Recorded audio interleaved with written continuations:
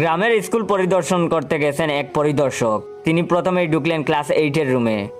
স্কুলের পড়াশোনার মান কেমন তা যাচাই করার জন্য সামনের বেঞ্চের এক ছাত্রীকে কিছু প্রশ্ন করলেন। পরিদর্শক বললেন, বাংলাদেশের রাজধানীর নাম কি? তখন ছাত্রীটি বলল, সিলেট। তখন পরিদর্শক বললেন, রাজধানীর নাম জানো না? তুমি ক্লাস 8-এ উঠেছো কিভাবে? আমি তোমার নাম কেটে দেব। তখন ছাত্রী বলল, আমার তো স্কুলের খাতায় নামই নাই, আপনি কাটবেন কেমনে? তখন পরিদর্শক বলল, নাম নেই মানে? তখন ছাত্রীটি বলল, আমি স্কুলের মাঠে গরু নিয়ে আইছিলাম, স্যারে কইল তোরে 10 টাকা দিমু, তুই ক্লাসে আইসা বইসা থাক। তখন পরিদর্শক শিক্ষককে বললেন, সি মাস্টার সাহেব, আপনার লজ্জা করে না? শিক্ষা নিয়ে ব্যবসা করেছেন, আমি আপনাকে বরখাস্ত করব। তখন তাচ্ছিল্যের সুরে ক্লাস শিক্ষক বললেন, আপনি আমারে বরখাস্ত করতে পারবেন না, আমি মাস্টার না, সামনে যে মুদি দোকানটা দেখতাছেন ওইটা আমার।